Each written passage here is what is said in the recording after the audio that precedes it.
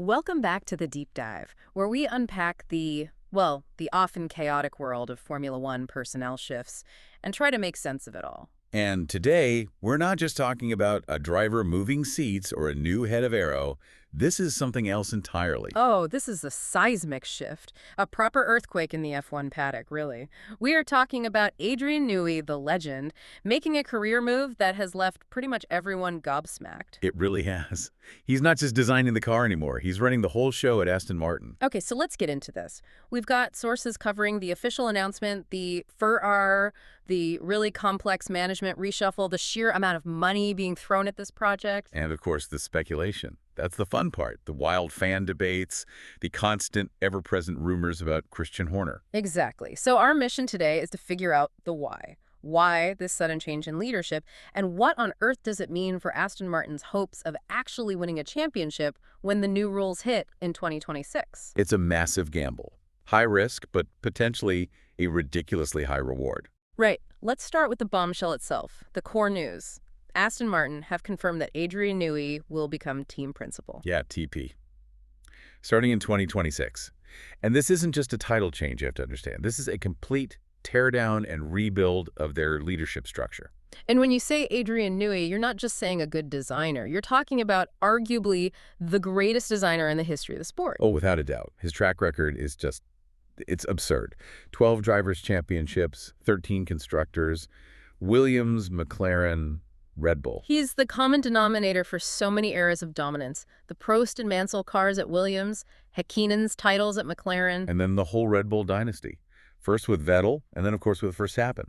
Giving that man the keys to the entire kingdom, it's a huge statement of intent. What makes it so strange, though, is the timing. It feels so abrupt. Yeah. I mean, he only officially started at Aston Martin in March of this year. Fresh from that huge exit from Red Bull.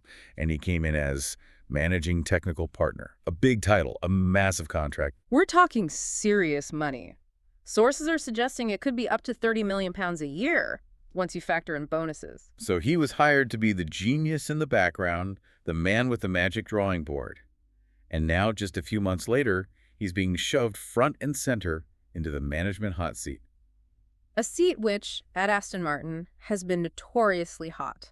This move really puts a spotlight on the instability that's been bubbling under the surface there, doesn't it? Absolutely. It's been a bit of a leadership merry-go-round, to put it mildly. Newey will be their fourth team principal in 4 years. 4 in 4 years. That's incredible. You think back, you had Otmar Sasnauer, then Mike Crack came in to try and steady the ship, and now Andy Cowell is out. Well, reassigned. Reassigned, yes.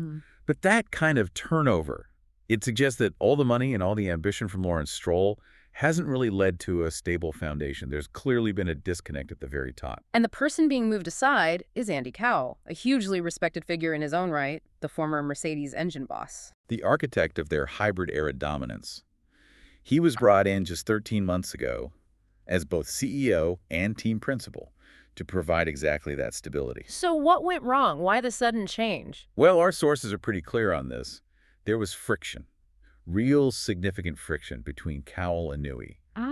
And it wasn't just a personality clash. It was about the fundamental direction of the team and, most importantly, the design of that all-important 2026 car. Right. So you bring in a genius like Newey, who is known for wanting total creative freedom. Exactly. Yeah. And you have an existing CEO and TP in Andy Cowell who is trying to implement his own structures, his own engineering processes. Sooner or later, something has to give. It sounds like it became a choice, the structure versus the genius. That's it, in a nutshell. It feels like Newey, either directly or indirectly, made it clear that he couldn't work under the existing setup. If the man you've just paid a fortune for feels his hands are tied. Then the leadership structure itself is the problem, not the person. Precisely. The internal word is that it was a conflict over technical autonomy. And when your entire project is pinned on nailing a brand new set of regulations, you can't afford a power struggle over the core technical vision. So giving Newey the TP title is Lawrence Stroll's way of saying, okay, you win, the vision is yours, you have the ultimate authority, no more roadblocks. It's a brutal solution, maybe, but from a performance perspective, probably a very pragmatic one. Okay, so let's look at how they've actually spun this publicly, because, they're not going to come out and say our two top guys couldn't get along. No, of course not. They've been very careful to frame this as a logical strategic realignment. all about playing to individual strengths. It's classic corporate PR, but it's clever. And a key part of that is keeping Andy Cowell in the building. He's not been fired. He's been moved to Chief Strategy Officer, the CSO. Right, reporting directly to Lawrence Stroll. Now, it's a demotion in terms of raw power, no doubt about that, but it's a very smart way to keep his brain and his expertise within the team. Because his expertise is incredibly specific and valuable, isn't it? Especially for 2026. Massively. His new job is to focus entirely on the integration of the new power unit. I mean, this is a huge, huge task. He'll be managing the new partnership with Honda, dealing with the fuel suppliers. And let's not forget who he is. This is the man who was head of Mercedes high-performance powertrains when they built the engine that dominated F1 for nearly a decade. Exactly. His knowledge of hybrid power, of energy recovery, of packaging these incredibly complex units, it's second to none. The 2026 rules are a radical shift towards more electrical power and sustainable fuels. So the link between the chassis, which is Newey's world, and the power unit, which is now Cowell's world, is going to be the absolute key to success. It's everything. So taking the day-to-day team management off Cowell's plate and telling him, right, your only job is to make this Honda engine work perfectly with whatever crazy chassis Adrian designs. Yeah. That's actually a brilliant strategic move. Even if it came from an internal power struggle. Right. The outcome might be strategically sound. Lawrence Stroll said publicly it was a mutual decision, allowing them to focus on their individual strengths and expertise, all about organizational efficiency. And Newey's mandate is now crystal clear. Stroll's statement said the TP role will enable him to make full use of his creative and technical expertise, guiding everything from the factory floor to the pit wall. And Newey himself talked about seeing great individual talent at Aston, and he specifically highlighted this new challenge of becoming a works team in 2026. A works team. That's the key phrase, isn't it? It connects all the dots. Being a works team means you have that deep, seamless partnership between the people who build the engine and the people who build the car. It means the design philosophy of the car can and should dictate everything. So in essence, for that to work, the chief designer needs to be in charge. He needs ultimate authority. The 2026 regulations, with the new aero, the lighter cars, the massive increase in electrical power, it's a clean sheet of paper. The exact kind of challenge Newey is famous for mastering. He finds the loopholes, he comes up with the clever packaging that nobody else thought of. And to do that, you need everyone pulling in the same direction. If the TP is pushing for one thing and the star designer is pushing for another, you get a compromised car. By making Newey the TP, Stroll has basically ensured that the car's performance is the only thing that matters. The design vision has the final say over everything else. It's performance over process. 100%. And even Cowell's statement hinted at this. He said he'd set the foundational structure, and it was an appropriate time to take a different role. It's a very polite way of saying the foundation is built, now it's time for the genius to build a house, and he wants to do it his way. Right, which brings us to the central debate, the big question that everyone in F1 is asking right now. Is this a stroke of genius or a monumental mistake? Exactly. You take a creative wizard, a man whose entire value is in conceptual design, and you put him in a management role full of politics, admin, and public speaking. What happens? The first thing everyone thought of was the Peter principle. Promoting someone to their level of incompetence. And the name that immediately came up was Mattia Binotto at Ferrari. The Binotto parallel is impossible to ignore. He was a brilliant technical director, understood engines, understood chassis. They promoted him to team principal, and it was a catastrophe. He just couldn't handle the political side of it, could he? The strategy calls from the pit wall were a mess. The pressure from the Italian press seemed to crush him. His technical brilliance just didn't translate into being a good leader of people or a good political operator. And the fear is that Newey's whole niche, his whole value, is in car design. And by saddling him with being a TP, you're distracting him. You're forcing him to worry about budget cap compliance, sponsor negotiations, driver contracts, dealing with the FIA, all the stuff that takes him away from his drawing board. And it's not just a distraction, it's his personality. We all know the stories about him. He's an analog man in a digital world. Famously, yeah. He still uses a draftsman's board and paper for his initial ideas. He's known to dislike computers. He needs assistance to handle his emails. So how does a man like that cope with the administrative nightmare of running a modern F1 team? A world that's all about spreadsheets and cost cap reporting. It's a true paradox. There are reports that even since he joined Aston, he's done everything possible to avoid general management meetings. He just wanted to be locked away in an office focusing only on the 2026 car. But the team principal has to be in those meetings. They have to be the public face of the team, the person answering the tough questions on a Sunday afternoon when strategy goes wrong. It's a direct contradiction to how he's worked for decades, which I suppose leads to the big counterargument. The argument for control. Exactly. What if this isn't about him wanting to be a manager? What if this is about him wanting maximum freedom, flexibility, and autonomy? Meaning he's taken the job to make sure there's no one above him in the racing team who can say no. Precisely. He doesn't have anyone telling him to, kick rocks when he proposes a radical, expensive, difficult-to-manufacture design concept because he believes it'll be faster. He becomes the ultimate authority on what it takes to win. And if you read his autobiography, it's not like he has zero experience in this area. He talks about his early days in America, in IMSA and CART, where he was effectively the engineer, designer, and team manager all rolled into one for some races. That's a fair point, but the scale of a modern F1 team is it's a different galaxy compared to an IndyCar team in the 1980s. Oh, absolutely. But we should also be careful not to assume engineers can't be good managers. Look around the grid now. True. Andrea Stella at McLaren has an engineering background. James Vowles at Williams was a top strategist. Komatsu at Haas. And the gold standard is Ross Brawn, a technical genius who became one of the greatest team principals ever. But is there a difference? Braun and Stella are more systems guys. They think in processes and flowcharts. Newey thinks in curves and airflow. He's a creative artist, not a process manager. That's the real crux of it.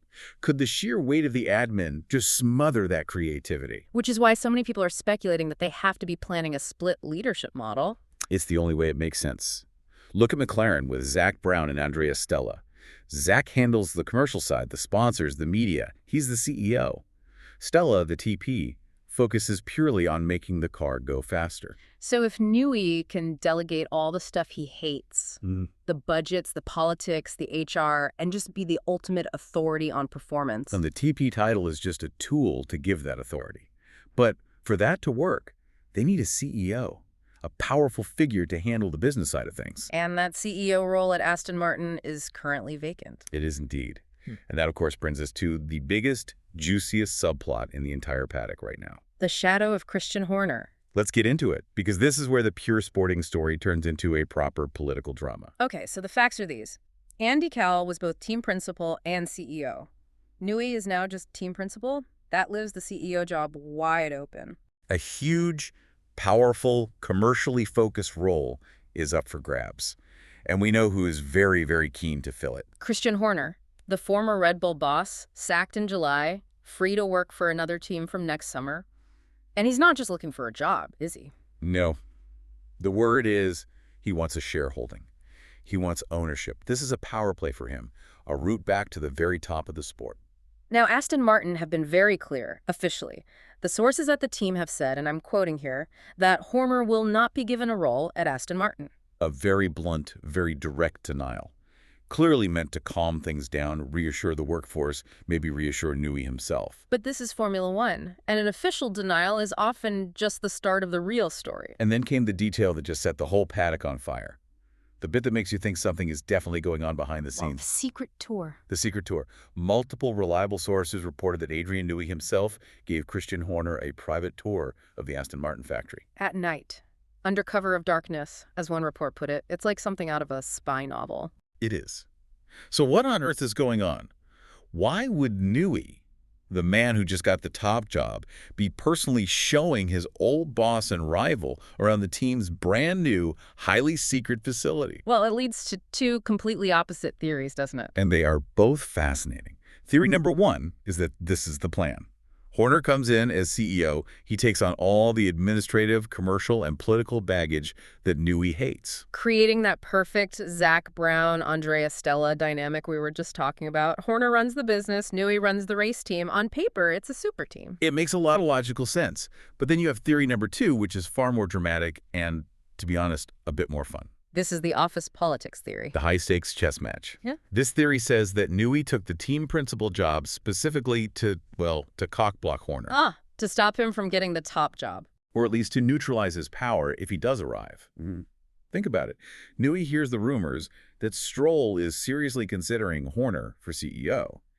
He knows that if Horner comes in as CEO above him, He's back in a subordinate role to the man he just had a power struggle with at Red Bull. So he makes his move first.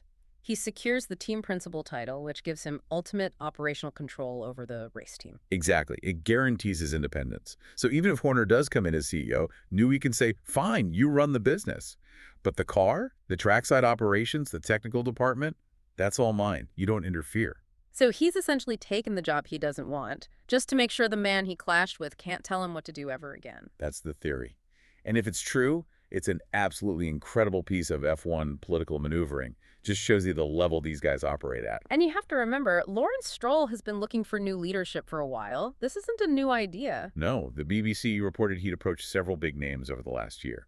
Andreas Seidel, who's now with Audi, even Mattia Binotto and Martin Whitmarsh. So he's been shopping for a top-tier manager for ages.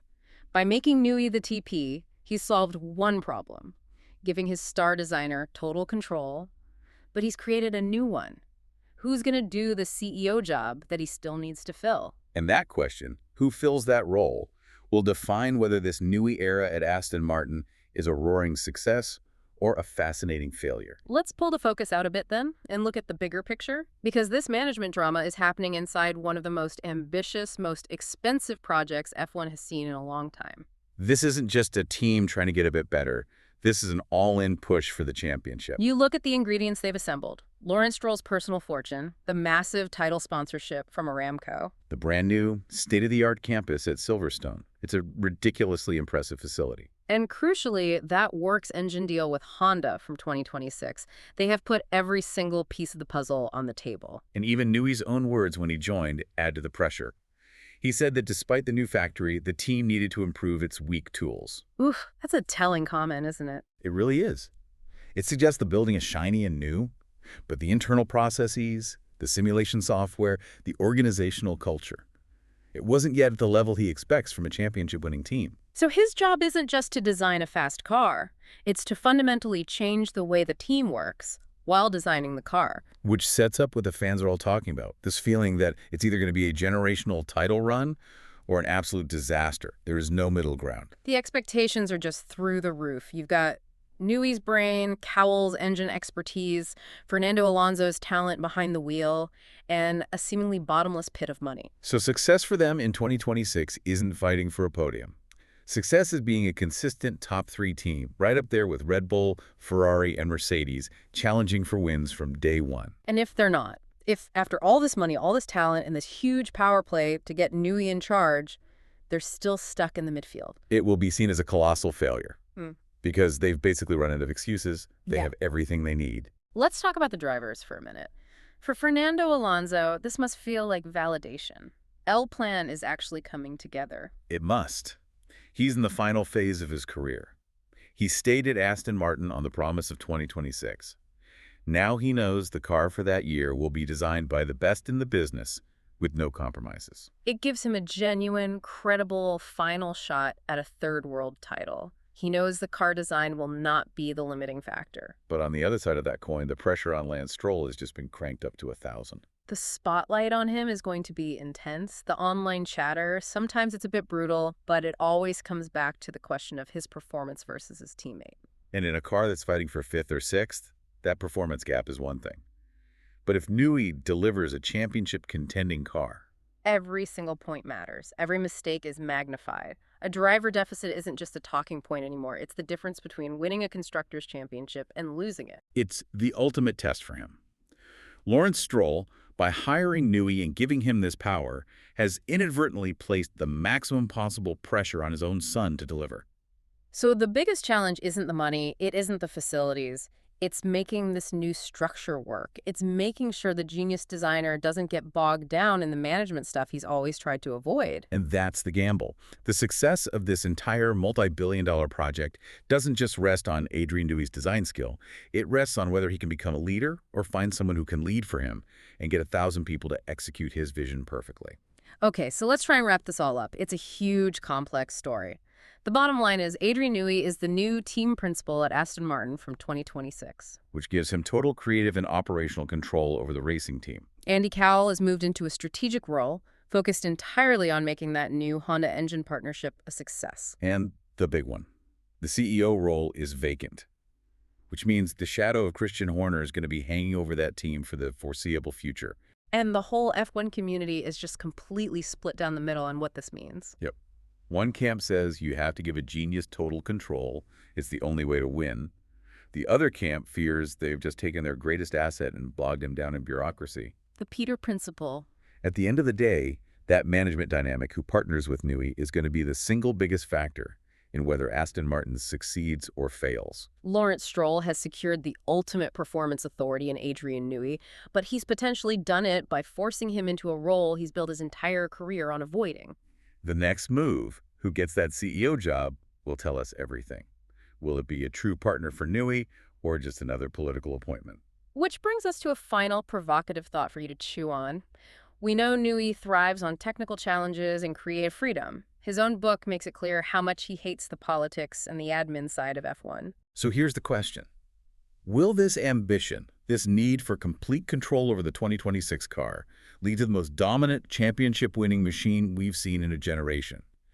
Or will the sheer boredom and frustration of being a team principal, of dealing with all the stuff he loathes, be the thing that finally pushes him into retirement, bringing the whole Aston Martin dream crashing down before it even gets off the ground?